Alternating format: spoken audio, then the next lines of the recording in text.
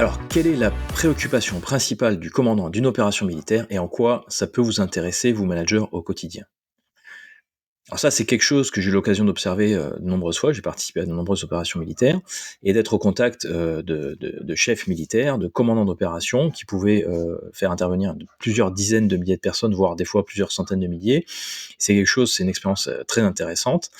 Et en fait, ce qui m'a beaucoup surpris, c'est que j'étais pas forcément intéressé par quels étaient les effets qu'on pouvait avoir au niveau des forces aériennes, des forces terrestres, quel était leur renseignement. Ils n'étaient pas forcément focalisés sur les opérations, la planification, les ressources. En tout cas, leur centre d'intérêt principal et leur souci vraiment quotidien, voire de chaque instant, c'était de maîtriser leur calendrier. En effet, si vous vous intéressez à la stratégie militaire, on dit souvent que celui qui gagne une opération, c'est celui qui maîtrise son cycle, qui maîtrise son temps. Alors, on parle de boucle OODA, je ne sais pas si vous connaissez, on va faire juste une incise rapide là-dessus. C'est observation, orientation, décision, action. C'est dans les mêmes principes que les roues de Deming. La même manière, c'est un parallèle exact avec le cycle PDCA qu'on peut retrouver dans le Lean Management, Plan, Do, Check, Act, pardon. Et dans le milieu militaire, c'est observation, donc on observe, orientation, on prend un certain nombre d'axes de décision possibles, décision, on décide, et ODA, action, on agit. Et après, on réobserve, on oriente, on décide, on agit. Dans la boucle PDCA du Lean Management, c'est exactement la même chose, à part qu'on parle de plan, on planifie, d'où on le fait, check, on vérifie ce qu'on a fait, et act, on corrige éventuellement, et on replanifie, etc., etc. Et donc, pour un chef militaire, maîtriser cette boucle OODA, maîtriser la rapidité avec laquelle il peut se reconfigurer, s'adapter et prendre les bonnes décisions au bon moment, c'est beaucoup plus important que d'avoir la plus grosse armée, la meilleure armée du monde, la meilleure technologie ou les meilleurs équipements. Alors, en quoi ceci peut vous servir dans votre travail de manager au quotidien ? Eh bien, vous avez exactement le même problème. Vous avez exactement la même journée que votre boulanger, le Dalai Lama ou Elon Musk. Elle fait 24 heures, et un de vos soucis principaux, ça doit être de savoir comment vous remplissez cette journée. Et cette journée, il est évident que vous êtes intéressé pour la remplir avec vos propres priorités et pas avec ce qu'on vous impose au fil de l'eau ou qui arrive de manière complètement aléatoire dans la journée.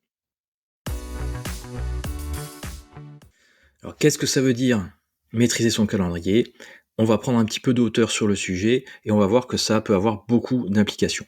En premier lieu, maîtriser votre calendrier, ça veut dire quels sont les éléments que vous placez en premier, quels sont les gros cailloux, quelles sont les activités sur lesquelles vous avez une attention particulière. Et ces activités-là, ça va être les activités sur lesquelles vous allez vous concentrer en priorité, donc ça va être les priorités que vous montrez aux autres et sur lesquelles vous allez vous pencher.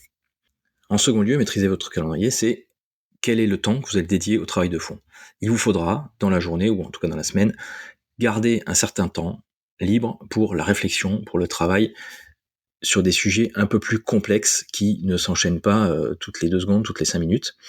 Et donc, il vous faudra réserver des plages où vous ne serez pas dérangé pour effectuer ce travail qui va être plus du travail stratégique ou qui va vous permettre de faire des synthèses beaucoup plus importantes sur des sujets beaucoup plus importants.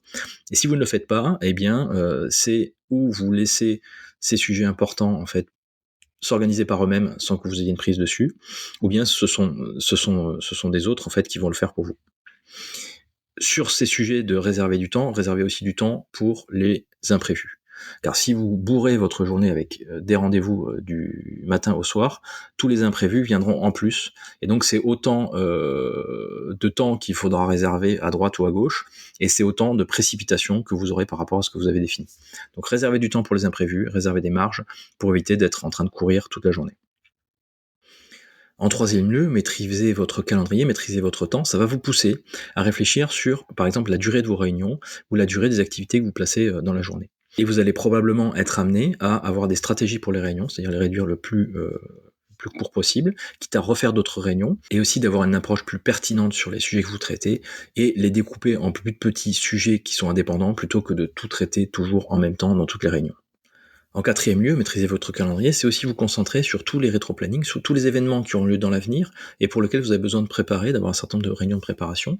Et donc, vous allez être beaucoup plus attentif à anticiper le plus possible un certain nombre de sujets dont vous savez que vous avez des jalons, des échéances à respecter un peu plus tard, de manière à anticiper au mieux et ne pas être dans la précipitation sur des sujets que vous auriez pu travailler beaucoup plus en amont et de manière beaucoup plus sereine.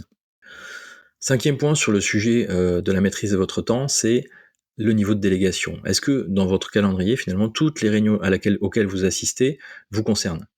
Est-ce qu'il n'y a pas un certain nombre que vous pouvez déléguer, un certain nombre de sujets que d'autres peuvent prendre et dont vous n'avez juste besoin que d'une synthèse ou d'une décision?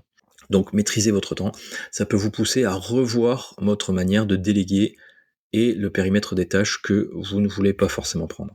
Et enfin, un autre point important à prendre en compte dans la maîtrise de votre temps, c'est vous réserver du temps pour d'autres activités que les activités professionnelles, du temps pour la famille, pour les amis, ou pour des activités qui vont vous faire sortir de ce cadre un peu anxiogène professionnel, et vous permettre justement de recharger vos batteries, de souffler un petit peu, et de durer sur le long terme, évidemment. C'est quand même l'objectif. En conclusion, cette gestion du temps, vous voyez que vous pouvez établir un certain nombre de principes, de stratégies et que elle n'est pas forcément subie. Voilà, il n'y a pas de fatalité à avoir un calendrier qui explose. Vous pouvez définir des stratégies, vous pouvez définir des méthodes qui vous permettent d'être beaucoup plus détendu, serein et maître de vos journées. Si vous souhaitez développer ce sujet et si ma manière de voir vous intéresse, je vous encourage à aller trouver la deuxième partie de mon livre Soyez chef pas manager qui développe ces sujets-là entre autres. Si cette vidéo vous a plu, n'hésitez pas à le faire savoir et à vous abonner. Et je vous remercie pour votre attention et je vous dis à très bientôt.